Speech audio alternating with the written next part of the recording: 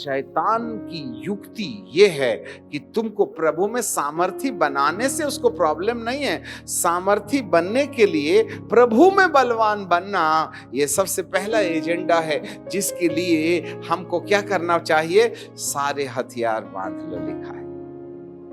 हाँ। जिससे कि तुम, हमारा मलयुद्ध लहू मांस से नहीं, नंबर 1 प्रधानताओं, अधिकारों, अंधकार के हाकिमों और दुष्टता की सेना जो आकाश में है। इसलिए सारे हथियार बांध लो कि तुम बुरे दिनों में उसका सामना कर सको। अरे बाप रे बाप, हमारे पीछे बोलिए, इसलिए परमेश्वर के सारे हथियार बांध लो कि तुम बुरे दिनों में सामना कर सको। इसका मतलब बुरे दिन आएंगे, तभी एडवांस में ना तैयार रहने के लिए बोला है। ये कौन से दिन होंगे बुरे दिन? जरा ध्यान से सुन लेना। ये कौन से दिन होंगे जो बुरे दिन होंगे, जिसमें हमको सामना करने के लिए खड़े रहना है? जी, बुरे दिनों का सामना, इसके लिए हथियार बांधो। इसका मतलब है बुरे दिन आना तय है, और वो बुरे दिन वो दिन होंगे जब आप प्रभु में बलवान होने वाले सिस्टम में फेल हो जाएंगे। याद रखिएगा। और जिसका ख्याल रहता है कि प्रभु में बलवान बनने के लिए मुझे क्या करना चाहिए, इस बात पर उसका ध्यान लगा रहे, तो बाइबल का परमेश्वर कहता है हम उन तमाम शैतानी युक्तियों के सामने खड़े रहने के लिए उसका सामना कर सकें और सब कुछ पूरा करके, बोलिए, स्थिर रह सको। जोर से बोलो, स्थिर रह सको। जोर से बोलिए, जोर से बोलिए, 3 बार बोलिएगा, 5 बार बोलिएगा।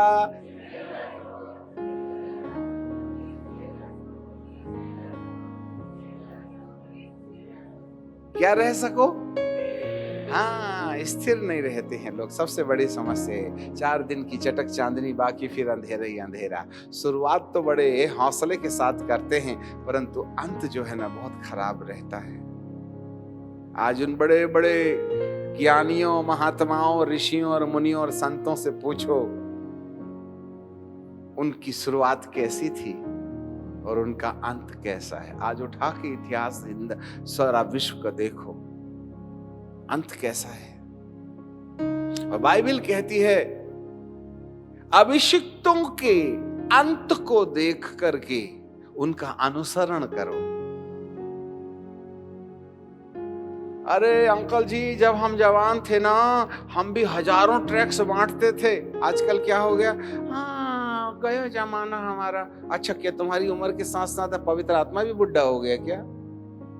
नहीं, जब हम जवान थे। तो क्या तेरे साथ में बुढ़ा हो गया पवित्र आत्मा? नहीं, बुढ़ा गिड्ढा नहीं होता। आप हुए हो, अभिषेक तो नहीं ना हुआ है। आप थक गए हो, पवित्र आत्मा तो नहीं ना थका है, उसकी बुलाहट तो नहीं थक गई है ना। इसलिए अपने उम्र के साथ में ये न सोच लेना कि मैं बूढ़ा हो गया तो मेरा अभिषेक भी बूढ़ा हो गया। मैं एक जवान था तब मेरे पास में सामर्थ थी, तो क्या बूढ़ा होने के बाद में सामर्थ खत्म हो गई? नहीं, हमने स्थिर रहने वाले सत्य को नहीं समझा।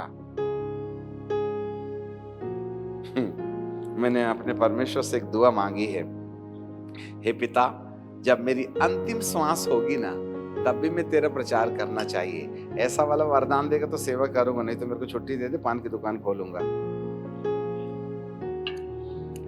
प्रभु कहते ले ले। इसलिए जिसको मैदान छोड़ना है छोड़ देवे। हम तो जब मरेंगे तभी मैदान छोड़ेंगे।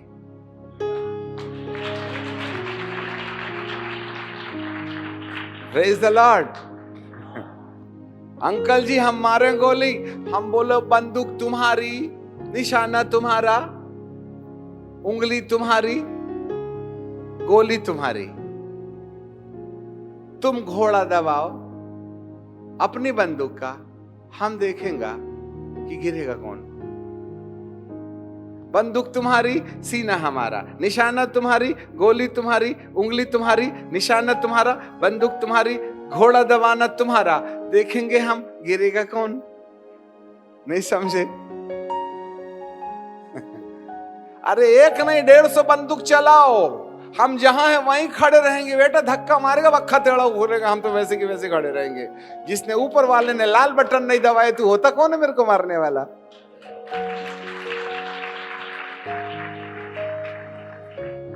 हालेलुया।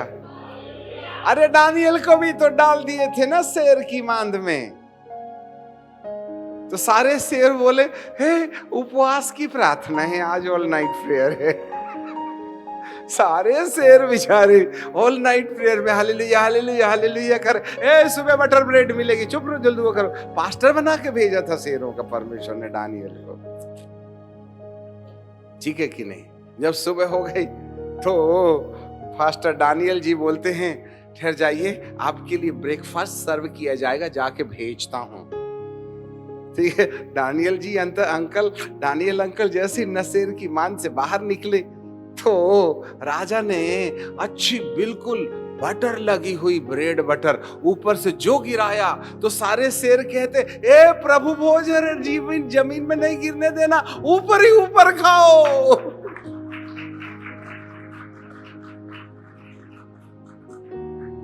सारे विरोधी बेचारे ब्रेकफास्ट बन गए। दानियल के साथ में सब दुआ कर रहे थे रात भर ऑल नाइट। देखो ऑल नाइट प्रेयर करना अच्छी चीज है, ठीक है नहीं, सोना नहीं। हालेलुया। सुबह ब्रेकफास्ट मिलेगा किसका? अपन शैतान को चबा चबा के खाएंगे सुबह।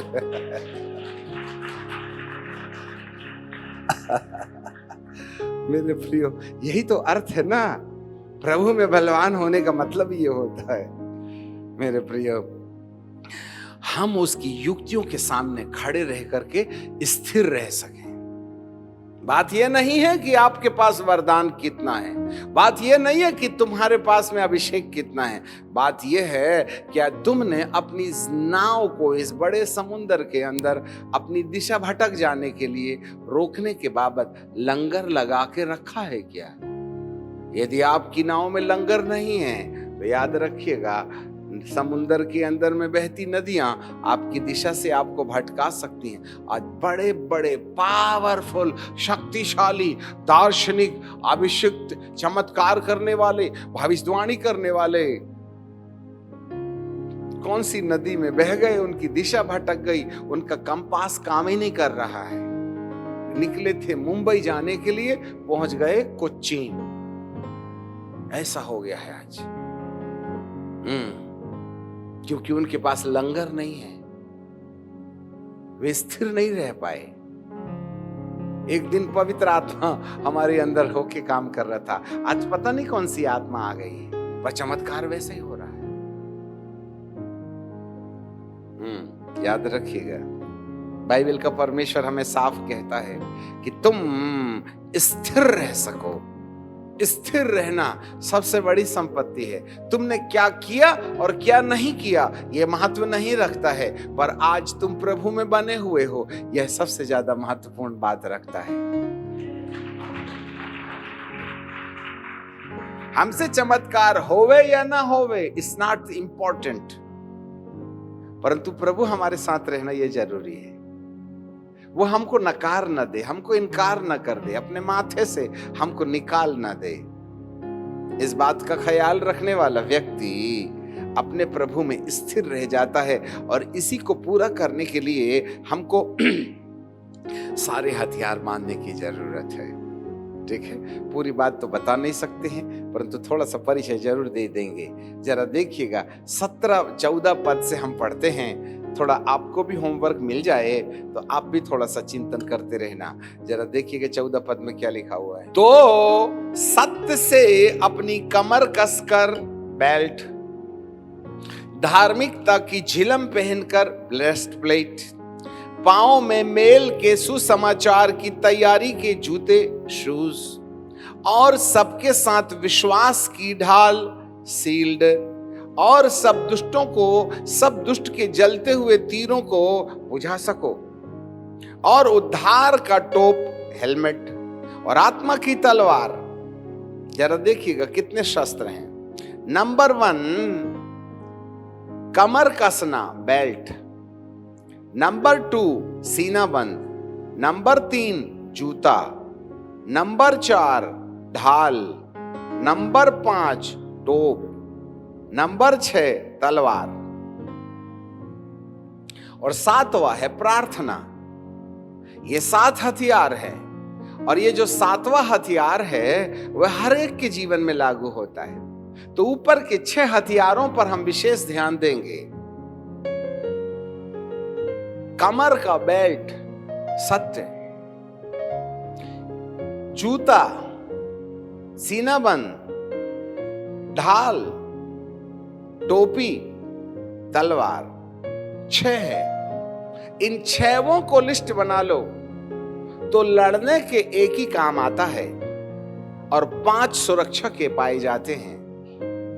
जरा सुनना, जूता वो हथियार नहीं है, बेल्ट हथियार नहीं है, सीना बंद हथियार नहीं है, टोपी हथियार नहीं है, ढाल हथियार नहीं है। रक्षा की आवश्यक सामग्रियां हैं, और जो रक्षा की आवश्यक सामग्रियां हैं ना, उनको हथियार कहते हैं। दुश्मन सामने आ गया, पत्नी को बोलते हैं मेरा हथियार ला, और उसने जूता ला के हाथ में दे दी। ठीक है, अरे मैंने तेरे को बोला हथियार ला, उसने कमर बेल्ट ला के दे दी। हथियार ला तो हेलमेट ला के दे दी। तो पत्नी को लव यू करिएगा कि कान के नीचे रसीद काटिए? मैं तेरे को हथियार बोल रहा हूं, तू टोपी ला रही है। अब उसने तलवार लाई। हाँ, समझदार है। तो हथियार किसको कहते हैं? तलवार को। तो जूता क्या है? बेल्ट क्या है? सीना बंद क्या है? टोपी क्या है? हाथ की शील्ड क्या है? ढाल। अरे बाइबल पूरे 6 को हथियार बोल रही है। इसका मतलब है एक हथियार लड़ने का होता है, और 5 हथियार अपनी सुरक्षा के लिए होते हैं। 1 is offensive armor and the 5 is the defensive armor। 5 रक्षा के हथियार हैं, और एक लड़ने का हथियार है, जिसके ऊपर प्रार्थना एक मोहर है। हम प्रार्थना करने बैठे। जूता, पैर में चोट ना लगे। कमर, आप दौड़े तो आपकी कमर में, जांघों में नस ना लगे। सीना बंद, यदि कोई तुम्हारे ऊपर सामने में तलवार या जलता हुआ तीर डाले तो आपके सीने के अंदर ना भी दे। टोपी, टोपी नहीं है, ये हेलमेट है। तुम्हारे सिर में चोट ना लगे। और ढाल, अज्ञात स्थान से आने वाले हमले को, जिसको आपने तलवार से ना रोक पाया है, उसको ढाल से रोक सकें। ये हैं 5 सुरक्षा के हथियार। और जो लोग इन 5 सुरक्षा के हथियार को अपनी जिंदगी में अपनी सुरक्षा के लिए पहनते हैं, वो लोग प्रभु में बलवान हो जाते हैं। और जो प्रभु में बलवान हो जाते हैं, उनके लिए तलवार शैतान की मुसीबत बन जाता है। अब पैर में जूते हैं ही नहीं, दौड़ रहे हैं शैतान के पीछे, और वो कभी रोड नहीं भागता, सब गली कूचे में भागता है। वो आगे आगे, अपन पीछे पीछे तलवार लेके, और पैर में चप्पल है ही नहीं, और सामने वाले का पैर तो जमीन में टिकता ही नहीं, वो तो ऊपर ही ऊपर चलता है, और हम उसके पीछे दौड़ रहे हैं। नाली के अंदर घुस गया, कीचड़ आ गया, कांटे में चला गया। जब हम खो खो के चैंपियन थे, तो हम बहुत छकाते थे। उधर से कोई खो खो करने आता था ना, हम इधर दौड़ के जाते थे, वो फिर यूं चले जाते थे, वो उधर निकल लेता था, हम इधर चले जाते थे। शैतान भी ऐसे हमको छकाता है। रोड में कभी नहीं चलता, क्योंकि तुमने जूता नहीं पहना, उसने देख लिया ना, अरे जूता नहीं इसके पैर में, एक काम करो, दौड़ो दौड़ो दौड़ो, कांटे के ऊपर दौड़ के चलो, तो ये कांटे में दौड़ेगा तो इसके पैर में चुभेंगे, इसने जूता तो पहना ही नहीं है, तो वो बेचारा निकालते रहेगा अपन पतली गली से। समझ में आ गई? आज कितने लोगों के पैर में जूता है ही नहीं, वो नंगी तलवार लेके दौड़ रहे हैं, और बेल्ट भी नहीं है। दौड़ रहे थे तो लुंगी, अरे दाऊद की खुल जाती, तुम्हारी ना खुलेगी। चले जा रहे हैं चड्डी बनियान में शैतान के पीछे, क्योंकि तुम्हारा पैंट ही नहीं बंधा है, खसक गया।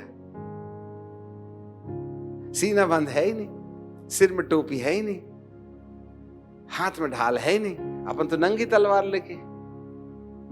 सबको पावर चाहिए, जूता नहीं चाहिए। सबको पावर चाहिए, हेलमेट नहीं चाहिए। सबको पावर चाहिए, सीना बंद नहीं चाहिए। आपको मालूम हो, आज एक वाला तलवार लेके भागने वालों की संख्या बहुत है, परंतु 5 वाला हथियार जो हमारी रक्षा के लिए है, उस पर हम घास नहीं देते।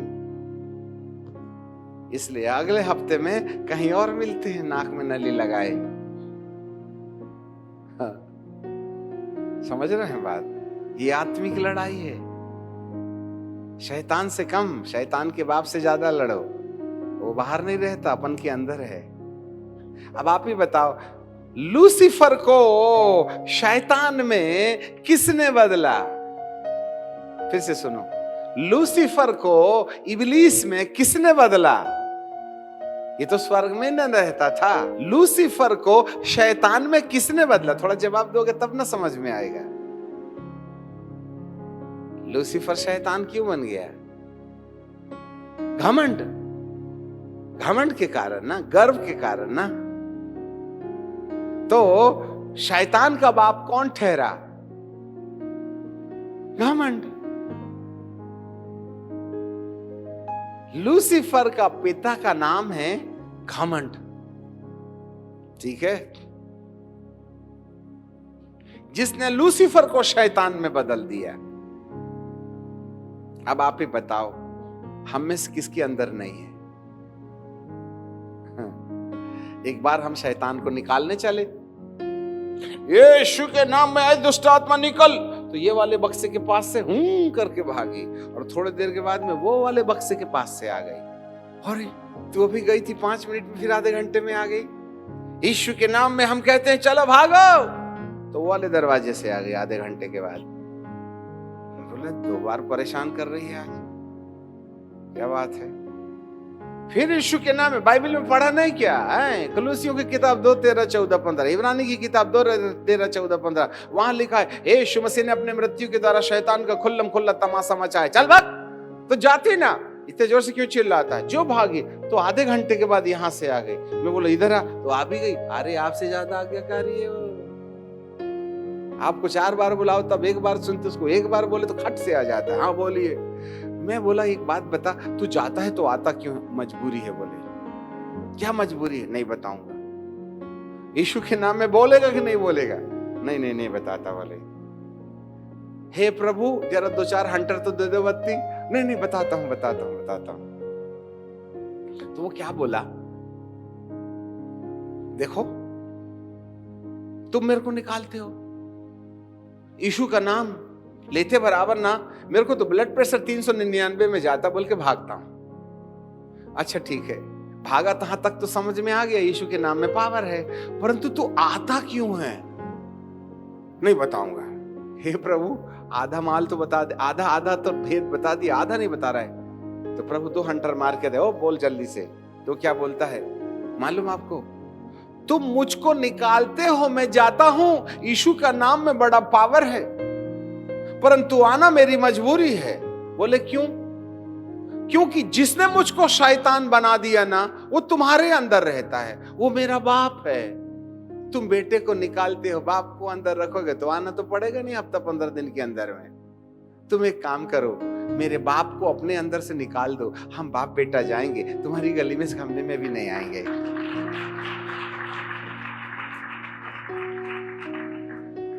बोलो ना, किसके अंदर घमंड नहीं है? किसी को चमड़े का घमंड है, किसी को डिग्री का घमंड है, किसी को ज्ञान का घमंड है, पता नहीं क्या क्या क्या क्या लेके बैठी है उल्टा सीधा। और सारे शैतान लोग कहते हैं आई लव यू, फिर चले आए, आंटी जी दुआ कर दो, मम्मा जी दुआ कर दो, पापा जी दुआ कर दो। हम तो परेशान हो गए तुम्हारे भूतों से। इधर निकालो, अगले हफ्ते फिर, इधर निकालो, अगले हफ्ते फिर। तुम्हारी भी ड्यूटी आने की बनी रहे और हमारी भी भगाने की बनी रहे। ये सिलसिला कब तक चलेगा भाईजान? इसलिए आजकल हम भूत निकालने में ज्यादा इंटरेस्ट नहीं रखते, भूत के बाप को झाड़ाने की कोशिश करते हैं। एक बार भूत का बाप निकल गया ना, आजकल शैतान का बाप जिस दिन छोड़ के चला जाएगा, उसका बेटा भी चला जाएगा, हम टेंशन फ्री रहेंगे। Help yourself. समझ रहे हैं बात को? यहां सबसे बड़ी आवश्यकता ये नहीं है कि प्रभु आपको तलवार देने में देरी करता है, परंतु समस्या ये है कि हमने अपने शरीरों के अंदर उन वस्त्रों को, उन शस्त्रों को नहीं पहना है जो हमारी रक्षा करते हैं। और ये पांचों शस्त्र, जूता, बेल्ट, सीनाबंद, झिलम, टोपी, ढाल, हमारी जिंदगी में मैं नाम के व्यक्ति का इंतजाम करती है। This all the 5 defensive armors help you to win the battle over the dignity and identity in the pride which is abiding in our own life. हमारे अंतर के अंदर, हमारे अंदर में रहने वाले घमंड और स्वाभिमान के शैतान के बाप को निपटारा देने के लिए सुसमाचार का जूता, सत्य की बेल्ट, धार्मिकता की झिलम, विश्वास की ढाल और उद्धार का टोप हमारी मदद करता है कि हम शैतान के बाप को अपने अंदर से हमेशा के लिए छुट्टी कर दें। और यही प्रभु में बलवान होने का रास्ता है। फिर कभी नहीं गिरिएगा, कभी नहीं आएगा, कभी नहीं आएगा, हाँ कभी नहीं आएगा। ना बीमारी आएगी, ना टेंशन होगा, ना आत्मिक अभिषेक में कमी होगी, ना गरीब होगे। आप कभी गरीब नहीं रहिएगा, आप कभी बीमार नहीं रहिएगा, आप कभी टेंशन में नहीं रहिएगा। आपके अभिषेक में किसी प्रकार की कमी नहीं होगी, वरन आपका अभिषेक आत्मा में बढ़ते हुए क्रम में होगा। यस, आपकी बुद्धि बढ़ते हुए क्रम में होगी, आपका विश्वास बढ़ते हुए क्रम में होगा। यस, आपका परिचय प्रभु बन जाएगा।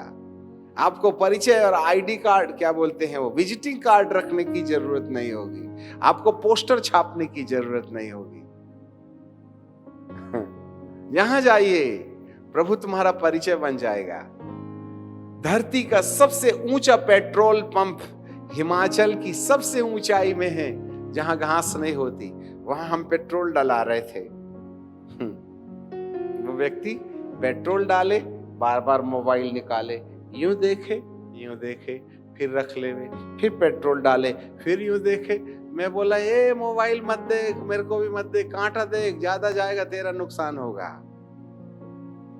तो उसने पेट्रोल डालने के बाद में कहा, सर आप आमोद सिंह जी हो क्या? मैं बोला तेरे को शंका है क्या? तेरे को आईडी नहीं मालूम मेरी? सर जय मसीह की। मैं बोला जहां हवा नहीं रहती वहां अपने प्रेमी भी मिलते हैं, जहां ऑक्सीजन की कमी है वहां प्रभु भक्तों को भी लोग जानते हैं। ये कौन सा परिचय है? ये परिचय मेरे प्रभु का परिचय है, जिसके चक्कर में दुनिया आजकल कोई भी अब वो हवाई जहाज में जाते हैं, वो चाय दे देते, पैसा हमारी तरफ से फ्री। मैं बोला तेरा बाप हो क्या? नहीं बोले पियो। मैं बोला परिचय कुछ नहीं, बोले ऐसा मन होता तुमको चाय पिला दो। मैं बोला तेरे जेब से जाएगा? बोले दूंगी। हद हो गई। जहां चले जाओ अच्छे लोग अपना बैग उठा लेते, अपने को कुली करने की जरूरत ही नहीं। किसी ने दाढ़ी देखा कि मिला अपने को अच्छा अंग्रेजी कुली, समझ रहे हैं? जब मेरा प्रभु तुम्हारा परिचय बन जाता है ना, तो दुनिया पहचानने लगती है। विजिटिंग कार्ड की जरूरत नहीं है, फिर बीमार नहीं होता। अभी वेल्लोर हॉस्पिटल में हमको बुलाया गया, वहां पे पास्टर्स कॉन्फ्रेंस था। हमने कहा, ए भाई साहब, अब फोकट में आई गए हैं वेल्लोर हॉस्पिटल, तो हमारा भी खून ले लो, तुम थोड़ा सा टेस्ट करके देख लो। उन्होंने ले लिया उठा के, पूरे करीबन 29 या 35 वो पूरे के पूरे टेस्ट लिए, और रिपोर्ट आधे घंटे के बाद में आई। सर, ए से लेकर के जेड तक सब ग्रीन सिग्नल देता है, येलो में गया ही नहीं। कितना लिए थे? बोले 43 टेस्ट हो गई, कहीं सब ग्रीन में। आपका खून तो बिल्कुल यंग के समान है। तो मैं बोला, मैं तेरे को बुढ़ा दिख रहा हूं क्या? हालेलुया। उसमें कोई बीमारी है ही नहीं।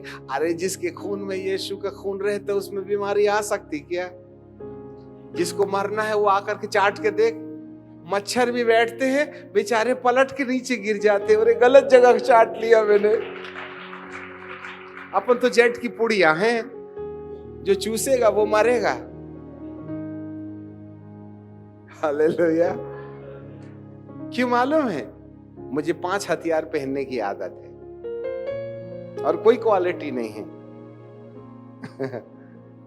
एक ही चीज है, जूता पहनते आता है मेरे को, और कमर बांधते भी आता है, और मैं सीना बंद भी बांध लेता हूँ, हर समय ढाल रखे रहता हूँ, और टोपी तो बिना नहीं छोड़ता। इसलिए हम वो लाल वाली टोपी हर वक्त पहनते हैं, कहीं शैतान सिर में ना बैठ ले वे। मजाक कर रहा हूं आपके साथ। हेलमेट। आज हम एक ऐसे वॉरफेयर के बारे में बता के समाप्त कर देंगे, जिससे कि आपको थोड़ा आइडिया मिल जाए। एक और भयानक लड़ाई है, उसको निकालिएगा, 2 कुरिन्थियों की किताब और उसका 10वां अध्याय और उसके 3 पद से हम पढ़ते हैं। Book of 2 Corinthians chapter 10 and verse 5। वहां लिखा है, नहीं 3 से पढ़ते हैं। 2 कुरिन्थियों की किताब उसका 10वां अध्याय उसका 3 पद। यद्यपि हम शरीर में चलते फिरते हैं, तो भी शरीर के अनुसार नहीं लड़ते हैं। यद्यपि हम शरीर में चलते फिरते हैं, तो भी शरीर के अनुसार नहीं लड़ते, क्योंकि हमारी लड़ाई के हथियार शारीरिक नहीं हैं, परंतु गढ़ों को ढा देने के लिए परमेश्वर के द्वारा सामर्थी है। वाह! गढ़, किला। अब अंधकार की शक्ति ने एक किला बना के रखा है हमारे चारों तरफ में, जिससे कि परमेश्वर की सामर्थ हमारे जीवन पर ना आवे। उस गढ़ को ढाना हमारी लड़ाई, और उसके लिए तो भी यद्यपि हम शरीर में चलते फिरते हैं, तो भी शरीर के अनुसार नहीं लड़ते, क्योंकि हमारी लड़ाई के हथियार शारीरिक नहीं हैं, परंतु गढ़ों को ढा देने के लिए परमेश्वर के द्वारा सामर्थी। बोलो सामर्थी। सामर्थी, सामर्थ और सामर्थी। अब बताइए, सामर्थ और सामर्थी में क्या अंतर है? What is the difference between the power and the mighty? सामर्थी और सामर्थी। आज लोग सामर्थ की पूजा कर रहे हैं। Power in the name of Jesus, power. ठीक है, आई लव पावर,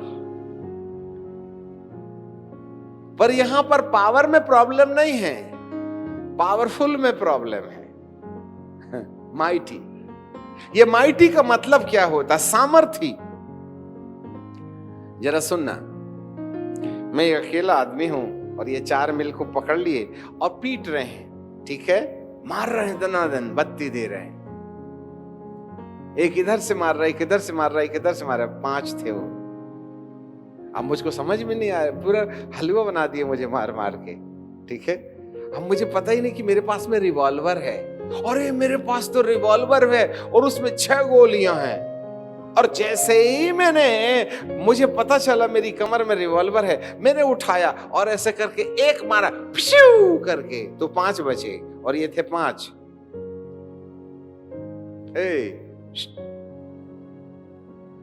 सामने वाले क्या बोलेगा?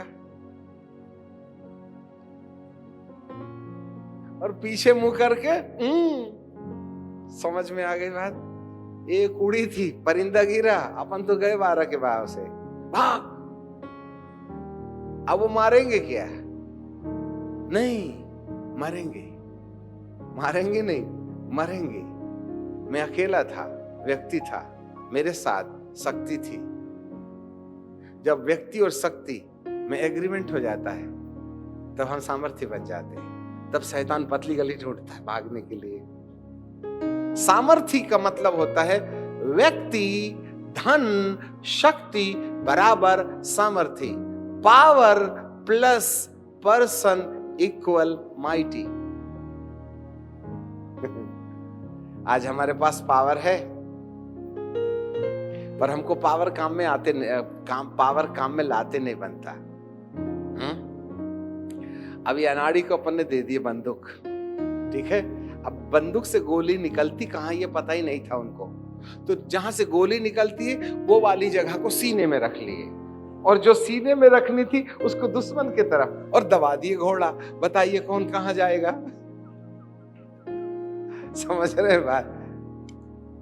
बंदूक रखना प्रॉब्लम नहीं है, पर गोली कहां से निकलती ये भी तो आइडिया होना चाहिए। उल्टी, यदि अपन ने उल्टी बंदूक पकड़ ली और घोड़ा खुदा ना खास्ता दाब ही दिया आपने, तो दुश्मन तो घर जाएगा, अपन कब्रिस्तान में मिलेंगे।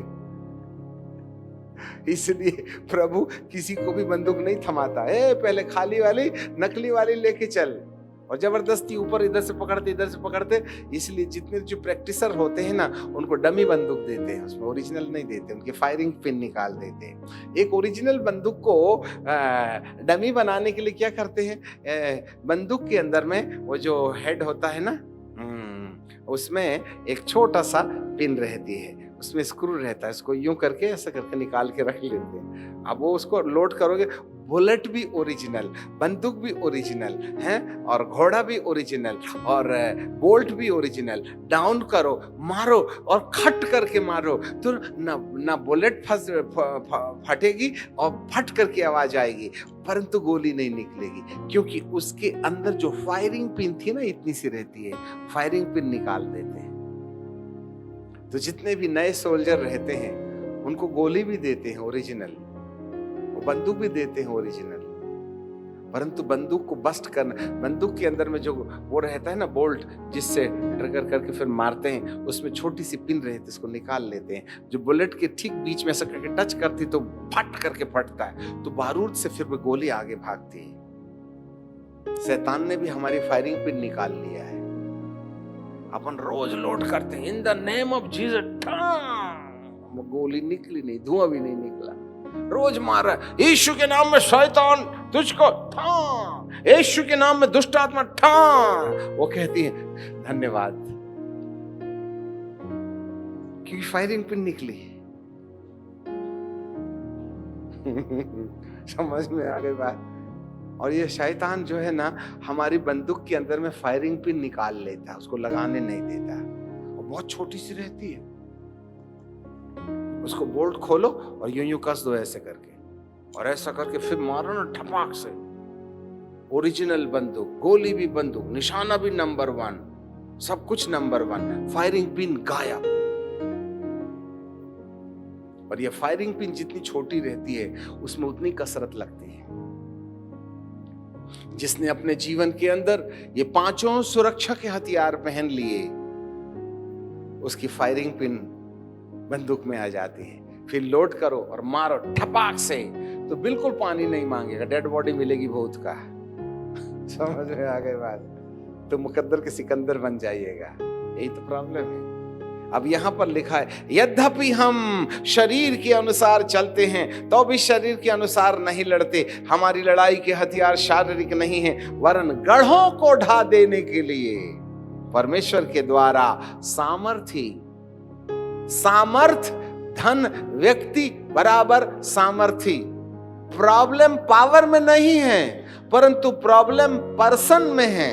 यदि व्यक्ति अपने पांचों हथियारों की अपने रक्षा के लिए पांचों हथियार पहन ले, तो उसकी बंदूक में फायरिंग पिन आ जाती है, और जिसकी बंदूक में फायरिंग पिन रहती है, बस लोड करो और मार दो, सामने वाले का खेल होना तय है। अपन रोज शैतान को मारते। एक बार ये दीदी लोग खूब दुआ करती हैं, भाई लोगों के पास में मोबाइल खेलने से फुर्सत है नहीं। एक पति पत्नी बेचारे दोनों विश्वासी थे, परंतु पत्नी थोड़ा ज्यादा ही विश्वासी थी। ठीक है, सुबह शाम वो दुआ करे, यीशु के नाम में शैतान में तेरे को बांध देती। दुआ करने के टाइम पानी में यीशु के नाम में शैतान में तेरे को बांध देती। जूता के अंदर पैर डालने से पहले शैतान पहले निकल, तभी ना मैं डालूंगी पैर। ऐसा करके सुबह शाम 17 बार शैतान को बांधे। बेचारा पति ईमानदार बहुत धीरज से सुनता था उसको। एक दिन बोला, उसको रहा नहीं गया, अजी एक प्रश्न पूछूं क्या? हाँ पूछिए पूछिए। एक क्या, तुम तो पूरी जिंदगी भर, हम तो आप ही के ना है। अच्छा ठीक है। बोला, एक बात बताओ, तुम सुबह भी शैतान को बांधती हो, दोपहर भी शैतान को बांधती हो, सुबह भी शैतान को बांधती हो, नाश्ते की टेबल में, लंच में, डिनर में, जूते में, पानी में, बिस्तर में, हर जगह शैतान को बांधती हो। आखिर उसको खोल कौन देता है कि तुमको इतना बांधना पड़ता है? अब उसके पास तो जवाब नहीं था, बेचारी के पास। अब हमने बांधे तो बांधा भी है कि नहीं, ये भी तो सोचो। नहीं, हमारा विश्वास से बांध गया होगा। अरे होगा होगा नहीं, वो बाजू में खड़ा है, यीशु के नाम है शैतान, वो भागा वो भागा वो भागा। वो बोलते, कहां भागा? मैं तो तेरे बाजू में खड़ा हूं। क्यों? यीशु के बाइबल में लिखा। अरे बाइबल में लिखा, तू मेरे को मत बता, तेरे को तो पूरी बाइबल आती नहीं। मेरे सामने बाइबल लिखी, तू क्या बताएगा मेरे को? वो लिखा है ना, भागा भागा भागा। हाँ भागा भागा, कहां भागा? तेरे नाक के नीचे खड़ा हूं, तू निकल तो बाहर, तेरे को बताऊंगा मैं भागा कि नहीं भागा, कि तू भागेगा। मजाक करता है वो हमारे साथ। पर जैसे आप जूता पहन लेते हो, जूता पहन लिया क्या? कमर बांधे, कमर बांध लिया क्या? टोपी भी पहन लिया, अरे बाप रे बाप, ये क्या कर रहा है तू?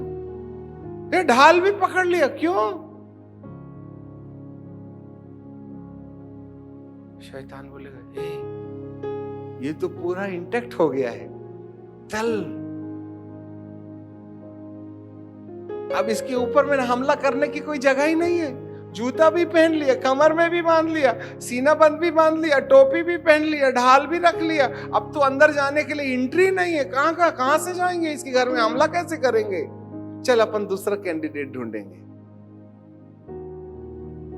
उसको भगाना नहीं पड़ता, वो खुद ही भाग लेगा। जब आप अपने घर के दरवाजे बंद कर दोगे अंदर आने के, समस्या का समाधान आपके पास है। जूता पहन लो, कमर बांध लो, टोपी पहन लो, यही है प्रभु में बलवान। और इसके लिए बाइबल का परमेश्वर क्या बोलता है? हाँ, अंतिम राउंड है, ठीक है, छक्का मार देंगे आज।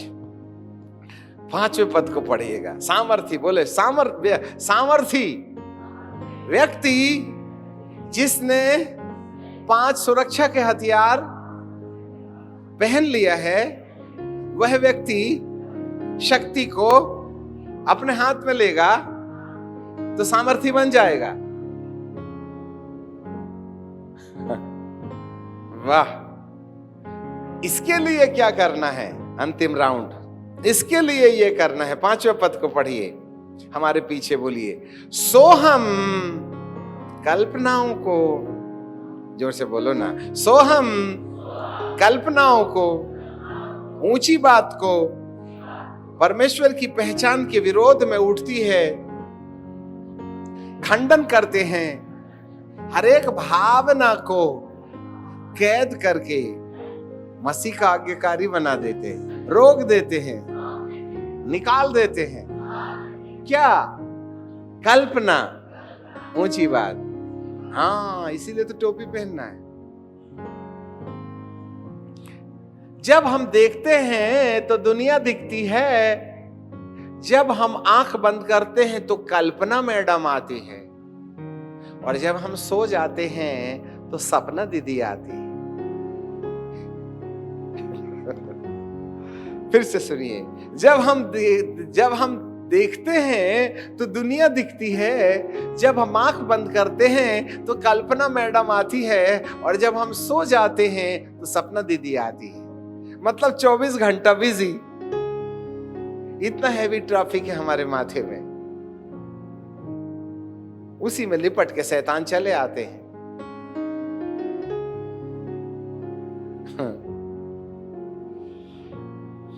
इसलिए कल्पनाओं को खंडन करना है। ऊंची बात को जो परमेश्वर का स्थान ले लेती है उसको मिटाना है। To demolishing the higher thinkings and the imaginations. हमारी लड़ाई हमारे दिमाग के अंदर में रहने वाली कल्पनाओं के साथ में है, और ये जो कल्पना है ना, वो गढ़ के समान हमारे माथे में काम करती है, और वह हमको परमेश्वर की नहीं सुनने देती। वह उसकी आवाज से हमको महरूम रखती है। हाँ, इसलिए बाइबल कहती है कि हमको उसको खंडित करना है। To demolish, to destroy. अब जरा देखिएगा, प्रभु तेरा धन्यवाद हो, धन्यवाद हो, धन्यवाद हो, महिमा हो, महिमा हो, महिमा हो, महिमा हो, महिमा हो। ए, चाबी मैंने स्कूटर में छोड़ दिया रे, और गैरेज में खड़ी है, और किसी को पता चला, धन्यवाद हो, धन्यवाद। अब कोई स्कूटर ले गया तो धन्यवाद, धन्यवाद, धन्यवाद। अब देखना, फुग्गे में मार दिए पिन, क्योंकि तुमको दुआ में चाबी दिखने लगी। ठीक है, प्रभु तेरा धन्यवाद, धन्यवाद, धन्यवाद, महिमा हो, हालेलुया, हालेलुया, हालेलुया, हालेलुया। अरे आज एटीएम गया था, 5,000 निकाला। अरे 5,000 तो है, परंतु कार्ड तो वहीं भूल गया रे मैं। प्रभु तेरा धन्यवाद, धन्यवाद, ये एटीएम में मैंने कार्ड भूल गया, 5 लाख रुपए गए, किसी के हाथ लगे होंगे तो धन्यवाद, धन्यवाद। अब बताओ तुम्हारा मन लगेगा क्या? स्कूटर में चाबी छोड़ के आए हो, और एटीएम मशीन में तुमने ना कार्ड छोड़ के आए हो, तुम्हारे ऊपर पवित्र आत्मा उतरेगा कि यहाँ से भागने का मन होगा? प्रभु हालेलुया, हालेलुया, हालेलुया, हालेलुया। एक गैस के ऊपर मैंने ना दूध पकने के लिए रखी थी, और उसकी नॉब बंद कर भूल गई। हो हालेलुया, हालेलुया, हालेलुया, हालेलुया। अरे गैस तो जल रही है अभी, काय का हालेलुया? तू हिल ले जल्दी से, जा बंद। ठीक है कि नहीं? प्रभु तेरा धन्यवाद, धन्यवाद, धन्यवाद, धन्यवाद, धन्यवाद, धन्यवाद। अरे मैंने तो ताले, वो जो क्लिप होती है ना, वो क्लिप को लगाने के पहले ही ताला मार दी थी, और क्लिप ऊपर ही लगी है, और किसी ने देखा तो क्लिप ऊपर वाला जो कुंदा उसको खोल लेगा, ताला नीचे, कुल कुंदा ऊपर बाहर। अब बताइए, और कल ही मैंने 5 लाख ला के रखी हूं बैंक में से। Hallelujah, hallelujah. अबे काय का हालेलुया? धुआं निकल गया तुम्हारा। मतलब दुआ में दुनिया याद आती है। बोलो ऐसा होता है कि नहीं होता है? हाँ, तो प्रभु जब तुम्हारा आइडिया लगा तो वोडाफोन कैसे कैच करेगा? हेलो, जब तुम्हारा आइडिया नेटवर्किंग काम कर रहा है तो वोडाफोन काम करेगा क्या? तुमको तो दूध की याद आ रही है, चाबी की याद आ रही है, एटीएम की याद आ रही है। हालेलुया करिए तो मन लगेगा क्या? प्रॉब्लम यही तो है, पूरी दुनिया तो माथे में साथ ले आते हो तुम।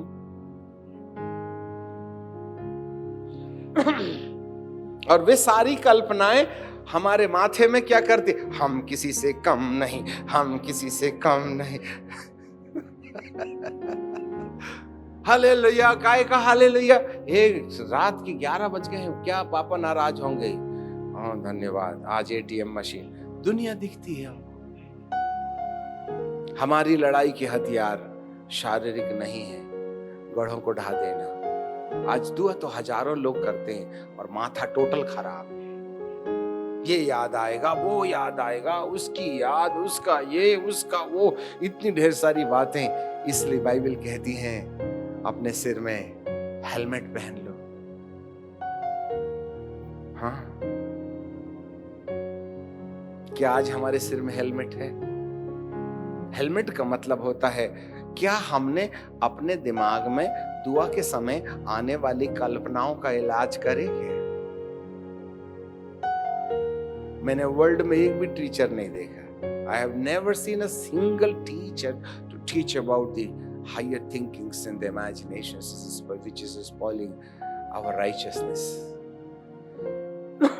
रात रात लोग दुआ करते हैं, सुबह उठ के मोबाइल देखने लगते हैं,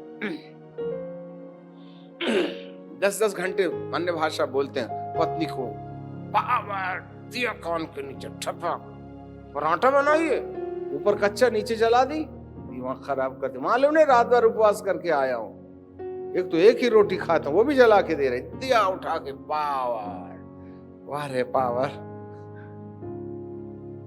समझ में, जूता तो फट गया तुम्हारा, कंकर घुस गए ना।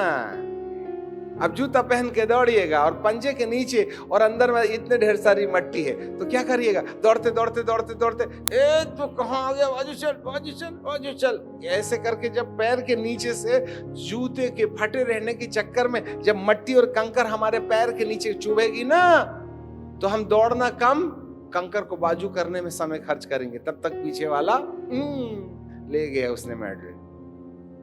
यही तो हो रहा है, फटा जूता पहन के दुआ करने, पत्नी से पटती नहीं, पापा से पटता नहीं, तो मट्टी ना घुसेगी, सोल मुंह खोल दिया है, चलोगे तो मट्टी घुसेगी कि नहीं घुसेगी? यही तो हो रहा है आत्मिक विश्वासियों के अंदर में। उनके जूते फटे, जाओ अपने मामा पापा से माफी मांगो, बहुत दुख दिया है तुमने उनको, अपनी पत्नी को लव यू करो, अपने बुजुर्गों को माफ करो। जो टूटा रिश्ता लेके आएगा उसका जूता फटा मिलेगा, कंकर आ जाएगी, दौड़ते दौड़ते आप मंजिल कम पहुंचोगे, जूते के नीचे से जूते के अंदर घुसी मट्टी से जो कंकर आपके पैर को चुभ रहे हैं उसको बाजू करने के चक्कर में आप दौड़ना बंद कर दीजिएगा, मट्टी आपका अपने बाजू से करने का, तलवे के नीचे से पत्थर निकालने का प्रयास करिएगा, इससे आपकी स्पीड कम हो जाएगी। कल्पनाएं, आज हजारों योद्धा हैं, परंतु उनके दिमाग में जो तूफान उठा है ना, जिसके चक्कर में उनका ऊपर वाले के साथ कनेक्शन ही नहीं जुड़ता। 2 ही 4 हैं बेचारे जो कनेक्ट होते हैं, बाकी सब ड्रामा देखते रहते हैं। क्यों? क्योंकि तुम्हारे माथे पर कल्पना मैडम क्या बोलती है, हम किसी से उसका इलाज करिएगा। जी हाँ, कल्पनाओं को और हर एक ऊंची बात को जो परमेश्वर की पहचान के विरोध में उठती है उसका खंडन करते हैं। हे प्रभु, मेरी कल्पना मुझे बहुत सताती है। प्रभु कहते हैं दुआ करने से कोई फायदा नहीं, रिमोट कंट्रोल तेरे पास है, तू बदल ले अपना चैनल। आज 90-99% अपने दिमाग में उठने वाली कल्पनाओं से परेशान है। यही कारण है आपको यहां प्रार्थना करने में अच्छा लगता है, जब घर में जाते हैं तो फिर टेंशन में आ जाते हैं, क्योंकि घर जाते बराबर आपकी कल्पनाएं कहते हैं आइए आइए, खूब दुआ करके आए हो, पावर लेके आए हो, आइए आइए आइए। हाँ, जैसे ही जाते हैं अरे दिमाग खराब, साइकिल पंचर, फ्रिज में खाना नहीं, बिजली का बिल पड़ा है, टेंशन। हाँ। एक पिन मारता है फुग्गे के ऊपर, बस खेल खत्म। सारी रात का किया कराया, सुबह 5 बजे मिट्टी में। कल्पना, हमने बहुत तपस्या की। जिसने अपने सिर के ऊपर हेलमेट पहन के रखा है, जिसको अपनी कल्पनाओं के ऊपर अधिकार है, और आज की तारीख में 99.99999 लोग अपने मन की कल्पनाओं से, अपने दिमाग के अंदर उठने वाले विचारों से इतने परेशान हैं कि उनका चेहरा आसमान से जैसे जैसे आम लटकता है ना, वैसे हमारा मुंह भी लटका लटका नजर आता है। 99% people are living under the depression, निराशा, दिमाग खराब, दिमाग खराब, दिमाग खराब, दिमाग खराब। रहता कब अच्छा है? हम बाइबल जानते, अन्य भाषा भी बोलते, भूत भी निकालते, भविष्यवाणी भी कर लेते, फिर भी टेंशन में रहते। ये सब कुछ होने के बाद हमको टेंशन क्यों है? कहीं सबके साथ साथ एक और जो आपके माथे के अंदर में एक कल्पना दे जाता और 24 घंटे की ड्यूटी लग जाती हमको। क्या आपने उनको निपटाया? क्या उनका इलाज किया? क्या हमने अपने सिर के ऊपर टोपी पहनकर ऊंची बातों को और कल्पनाओं को खंडित किया क्या? यही तो लड़ाई है शैतान के बाप के साथ में। बेटे को डांटते हो, बाप को अंदर रखते हो। कल्पना ही तो वही है। अरे लूसीफर के दिमाग में भी तो यही कल्पना आई थी, मैं अपना सिंहासन परमेश्वर के सिंहासन से ऊंचा करूंगा, मैं समुद्र में सिंहासन लगाऊंगा और प्रार्थना के पर्वत पर चढ़ जाऊंगा। अरे यहीं बैठे बैठे, गया वया कहीं नहीं, अपने कमरे में सोच रहा है मैं फिर परमेश्वर बन जाऊंगा। सोफे में बैठा था, वो परमेश्वर बनने की कल्पना। प्रॉब्लम वही थी ना, हम भी तो कल्पना में पुष्प विमान में उड़ते हैं। पता नहीं किसका किसका हाथ पकड़ के कौन कौन से बगीचे में घूमते रहते हो आप। दुआ करने वालों से बात कर रहे हैं हम। पता नहीं कौन कौन सा सपना देखते रहते बैठे बैठे हैं। दिखती दाढ़ी है, पुष्प विमान में उड़ रहे हैं। बैठे जरूर प्रचार में है, चर्च में है, परंतु दिमाग तो घोड़े के समान घास खाने गया है। No penetration in our own thoughts and mind. ये इनबिल्ड प्रॉब्लम है। और जिसकी कल्पनाएं जिसको नहीं सताती हैं, वो मंगल ग्रह में पैदा होके कंप्यूटर मानव है। हर मनुष्य के अंदर में कल्पना एक मुसीबत बन के बैठी हुई है, और लड़ना तो उसी से है जिसने लूसीफर को शैतान में बदल दिया। वो काम बीड़ी पीने थोड़ी न गया था लूसीफर, और ना कोई छोकरी का हाथ पकड़ के घूम रहा था बगीचे में। वो तो सोच रहा था बैठे बैठे पलंग में नहीं, सोफे में ऐसा रख लिया। अब सोफा वोफा था कि नहीं था, मैं तो नहीं था वहां पर एक आइडिया दे रहा हूं। बैठा, मैं भी ना परमेश्वर के समान सिंहासन में बैठूंगा। ये कुर्सी देख के लालच आ रही थी हमको।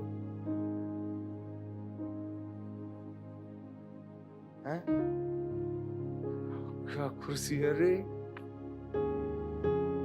परमेश्वर की भी कुर्सी देख के शैतान बोला, वो बाबा रे बाबा। समझ रहे बात? हाँ, कल्पना वही तो है। हमको रात में पता नहीं कौन कौन से उल्टे सीधे सपने देती है। वही तो है, हमको पता नहीं कहां कहां लेके जाती है 15 मिनट के अंदर में, और फिर घूम फिर के आ जाते हैं। जैसे हमने बोले हालेलुया तो अपना सपना टूट गया। हाँ हालेलुया, कहां गए थे? यही तो थे। गहेजी ने भी तो यही कहा था। कहां गया था? कहीं नहीं गया, यही तो था। ए फालतू की बात करता है। हाँ, वो नामान से तू कपड़ा वगैरह ले रहा था, उस समय मैं वहां था। तब बोलती बंद हो गई सामने वाले की।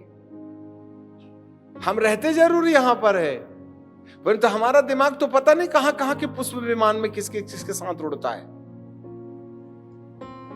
और जब से मोबाइल आ गया है तब की तो बातें बंद कर दो आप। घर बैठे पूरी दुनिया यहीं, वो सब हमारे अवचेतन में, सबकॉन्शियस में रिकॉर्ड हो जाती है। और जब आप खाली होते हैं तो जो कुछ भी अवचेतन, हम साइंस से प्रमाणित करेंगे ना, जब आप खूब खेलिए, खूब देखिए, उसके बाद में दुआ कीजिएगा, प्रभु तेरे धन्यवाद धन्यवाद धन्यवाद धन्यवाद। तो थोड़े समय पहले अपन ने जो मोबाइल में देखा था ना, वो सब सबकॉन्शियस में, अवचेतन में रिकॉर्ड हो गया है। वो धीरे से ऐसा सामने आता है। धन्यवाद धन्यवाद धन्यवाद। अच्छी पिक्चर चल रही थी यार, वो उसका अगला एपिसोड क्या है भूल गया मैं, कोई बात नहीं, बाद में देखेंगे, मेरे को वेबसाइट याद रखना। हाँ ठीक है। हे प्रभु तेरा धन्यवाद धन्यवाद धन्यवाद धन्यवाद धन्यवाद। अरे वो वाली पिक्चर में बड़ा मजा आ रहा था। हाँ कौन सी वाली? अरे वो वाली। हाँ अच्छा ओके ठीक है। अभी मीटिंग तो खत्म होने दे, हाँ उसके बाद देखेंगे। ठीक है कोई बात। धन्यवाद धन्यवाद धन्यवाद धन्यवाद धन्यवाद।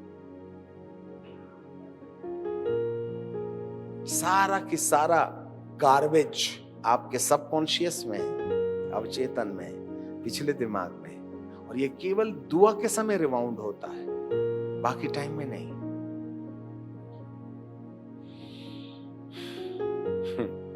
कल्पना है ना, आज दुआ बहुत लोग करते हैं परंतु परेशान है। जी हाँ, जो व्यक्ति कल्पनाओं को और ऊंची बात को कैद करके अपने अधिकार में ले ले, उसने शैतान के बाप को अपने कब्जे में ले लिया। और यही कल्पनाएं हमें जूता, बेल्ट, सीनाबंद, ढाल और टोपी पहनाती है। Be strong in the Lord. जो अपनी कल्पनाओं में कैद करने वाले सिस्टम को जितने प्रतिशत अपने अधिकार में ले लेता है, उसका इनर मैन, उसका भीतरी मनुष्यत्व उतना ही ज्यादा शक्तिशाली हो जाता है। जिसके अंदर कल्पनाएं जितना ज्यादा सताती हैं, उसका अंदर वाला पौरुष, उसका अंदर वाला व्यक्ति उतना ही कमजोर रहता है और उसको पाप में गिरने के चांस ज्यादा रहते हैं। परंतु जो अपनी कल्पनाओं को अधिकार में लेना जानता है, उसका अंदर वाला पौरुष, उसके अंदर वाला जो इनर पर्सनालिटी है, अंदरूनी व्यक्तित्व है, वो उतना ही ज्यादा शक्तिशाली होता है। और जिसके अंदर वाला व्यक्तित्व जितना ज्यादा शक्तिशाली होता है, वो व्यक्ति उतना ही शैतान के कामों को समाप्त करके अपने आप की रक्षा करके अपने आप को गिरने से बचा लेता है। हालेलुया, बोलो यीशु प्रभु की। समझ रहे हैं ना बात को? वाह वाह वाह वाह। काश मेरा परमेश्वर आपको आपके दिमाग के ऊपर अधिकार दे दे और आप अपने सिर में ना हेलमेट पहन लें, तो प्रभु आपको जो अधिकार, फायरिंग पिन लग जाएगी। एक बार मारोगे ना खाली दिमाग से शैतान को, ठपाक, एक ही पत्थर में गोली याद गिरा ना, अरे पूरा मोहल्ला खाली करवा लीजिएगा अपने दिमाग को ठीक ठिकाने लगा के। नहीं तो इधर से भगाओ, वहां से आएगा, इधर से भगाओ, उधर से आएगा, इधर से भगाओ, इधर से आएगा। ए तू जाता है? हाँ। क्यों? यीशु के नाम में। आता है? क्यों? मेरा बाप तेरे अंदर है। कौन है वो? कल्पना।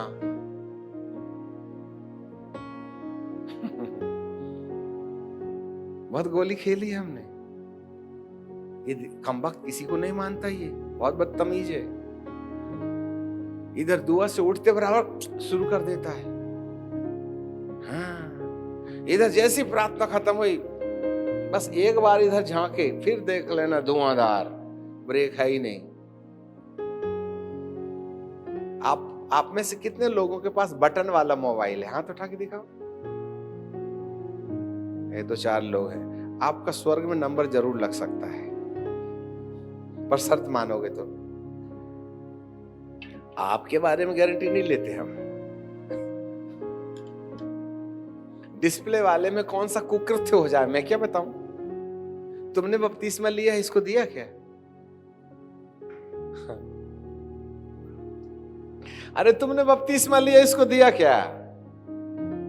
नहीं तो गए 12 के भाव से। और हम सब लोग मोबाइल को ना बाइबिल के ऊपर रखते हैं।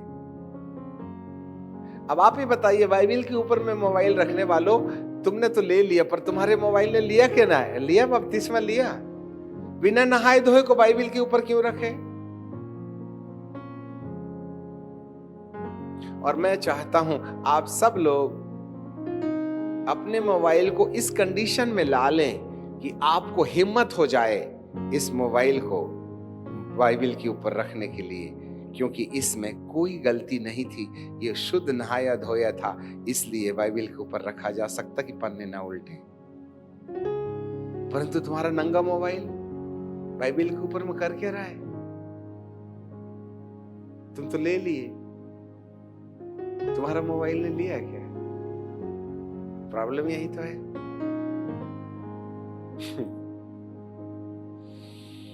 मैं हिम्मत रखता हूं इसको इसके ऊपर रखने की, क्योंकि नहाया धोया है। जब से लिया है ना, तब से शुद्ध है वो, अभी भी शुद्ध है।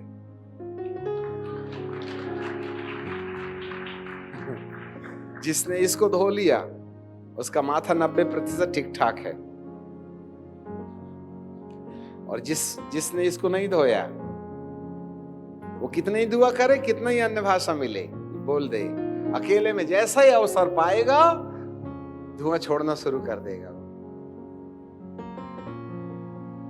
गई सुराही नीचे ठपाक, और तेल बहेगा ऐसा, फिर डिप्रेशन, फिर ऑपरेशन, फिर सेपरेशन। ठीक, खत्म। रात भर दुआ करे, फिर कोई फायदा नहीं। एक आत्मिक लड़ाई अपने दिमाग की कल्पनाओं के ऊपर विजय पाने से है। ये गढ़ है जिसको ढाना है, और जो ढा लेता है वह सामर्थ्य हो जाता है। जो सामर्थ्य हो जाता है वही है जो मसीह के आज्ञाकारी बन जाता है। हालेलुया। खैर, इस युद्ध को बताने के लिए करीबन 6 महीना क्लास अटेंड करना पड़ेगा। हमने ऊपर आपको बता दी है, परंतु आज के लिए इतना बहुत है। आज आपको अपने दिमाग के साथ लड़ना है, और इसी के लिए हम पहाड़ों में जाते हैं, ऊपर हफ्तों बैठे रहते हैं बर्फीली पहाड़ियों में, और तहां स्वर्गदूत दिखते हैं, तहां एलिया बाबा, मूसा बाबा का दर्शन होता है। हाँ, 45 मिनट से 1 घंटे तक कल्पनाओं को आने देने से रोकने के बाद हमारा कनेक्शन ऊपर से जुड़ता है। हाँ, ये बड़े अभ्यास की चीज है। काश मेरा परमेश्वर आपको इस विषय पर सोचने का अनुग्रह देवे। हर एक काम अन्य भाषा के बोलने से शुरू होना चाहिए। अन्य भाषा है क्या चीज, आप ये बताइए। मैं बोलता हूं आम, आप मुझे देखते हैं पर आपकी आंखों में हरा हरा पीला पीला झूलता है। मैं बोलता हूँ केला तो तिरछा सा दिखता है। मैं बोलता हूँ हवाई जहाज तो 2 पंखे दिखते हैं। मैं बोलता हूँ मछली तो हवा में उड़ता परिंदा नहीं दिखता। जो मैं बोलता हूँ उसका चित्र दिमाग में बनता है। अब मैं बोलता यंग यंग योंग, कौन खाएगा, तो सब कहेंगे। कैसा होता है? अब यिंग यंग योंग बोले तो आपके दिमाग में कोई चित्र बनेगा क्या? नहीं। वैसी अन्य भाषा है। अन्य भाषा हमारी आत्मा से परमात्मा की बात करने का एक सीक्रेट लैंग्वेज है। ये एक तरफ है। दूसरा, जब हम अन्य भाषा बोलते हैं तो उसका कोई भी चित्र नहीं बनता दिमाग में। Speaking in tongue is a one kind of way to meditate yourself so the thoughts may not be occupy your mind. और उसका अर्थ ही नहीं समझे, हम अन्य भाषा बोल रहे हैं। हालेलुया 2:10।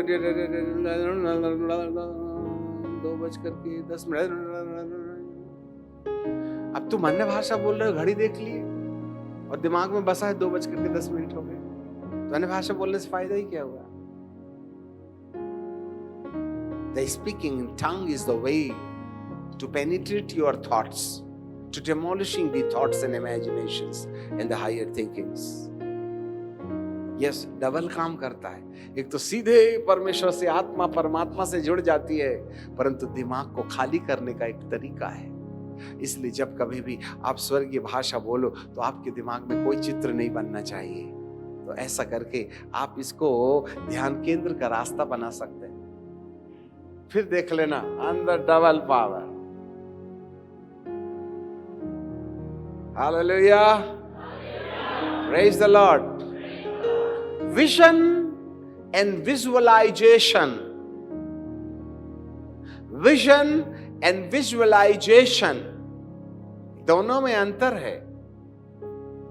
जब हम अपने मन को शून्य बनाते हैं तब विजन शुरू होता है, और यदि आपकी कल्पना ठीक नहीं है तो विजुअलाइजेशन काम करने लगता है। यस, इसलिए जो युद्ध हमको लड़ना है, मैं नाम के व्यक्ति से ये 5 शस्त्र पहनकर अपने आप की तैयारी करें कि हम अपने मन को खाली करके, है ना, उस कल्पना के गढ़ों को ढा दें तब आप सामर्थी हो जाएंगे और सामर्थ को काम करने लायक हो जाएंगे। जब आप सामर्थ और व्यक्ति और शक्ति मिल जाए तो हम शैतान को एक ही बार बोलेंगे जाओ, तो दोबारा गली में कभी नहीं आएगा वो। One single treatment is more than enough. दाऊद ने कोई 150 पत्थर नहीं मारे थे, एक ही से खेल किया था और 4 आज भी उसके थैले में है। उसने घुमाया,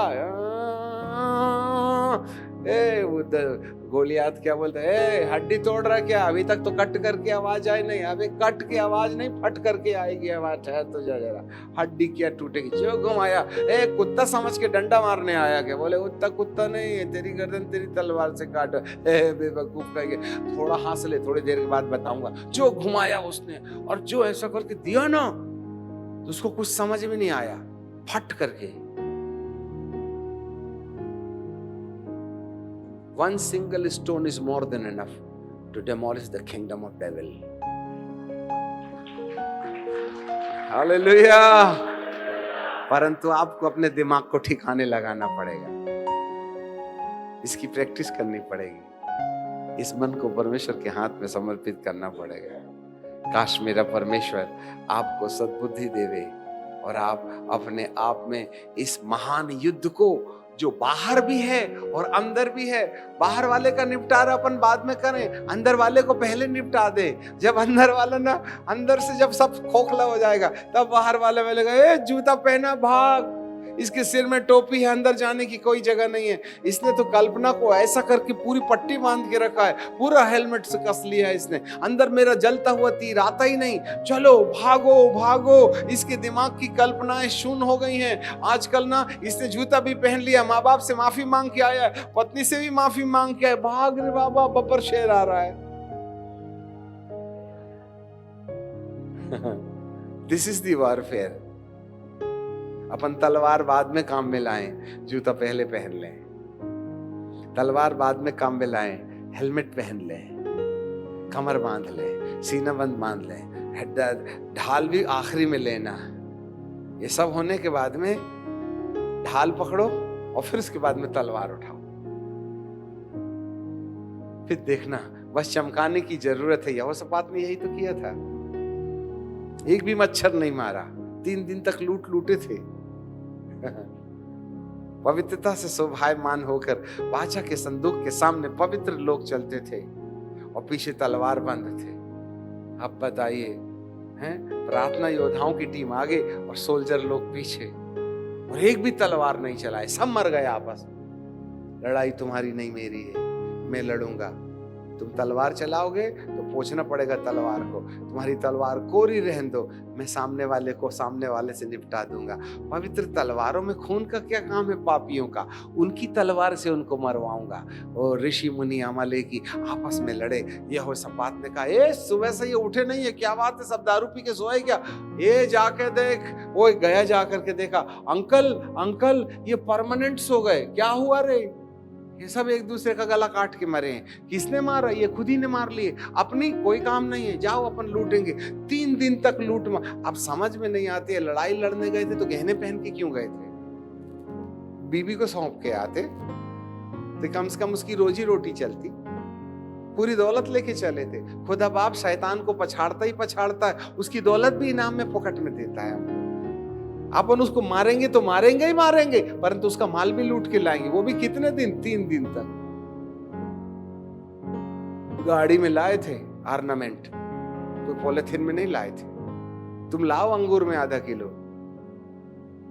बड़ी बड़ी वेलवंडी में ला रहे थे, सोना और चांदी। लोहा लंगड़ नहीं ला रहे थे वो। उनके जूते मोजे और उन्होंने टोपी वगैरह नहीं बटोरी थी, उनके गले के मोती लपेटे थे और उठाए वो किए थे, लूटे थे 3 दिन तक।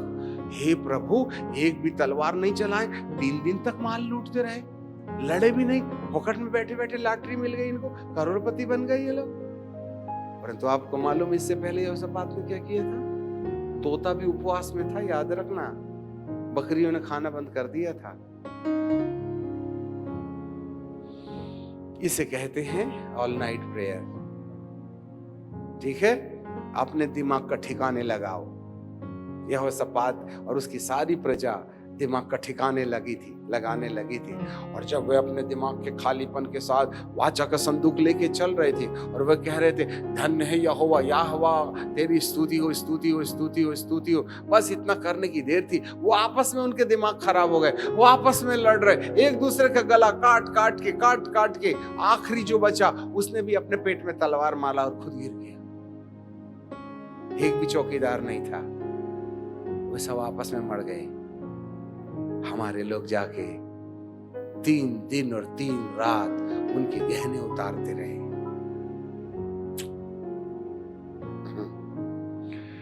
Hallelujah, praise the Lord. शैतान को मारो तो मारो, उसका माल भी लूट लेकर के हाँ बपतिस्मा दे के करोड़पति बन जाओ। हालेलुया। बेचारा हमारे सिर में बैठा है, टोपी पहन लो और जूते से नोचो उसको, नीचे चल। परंतु ये मास्टर चाबी है, इसको जो पकड़ लेगा आप नरक का ताला भी खोल सकते हैं, स्वर्ग का भी खोलेगा इससे। हाँ, मैंने तुम्हें चाबियां दी हैं, I will give you the keys of haven. मैंने स्वर्ग के राज्य की चाबियां दी हैं।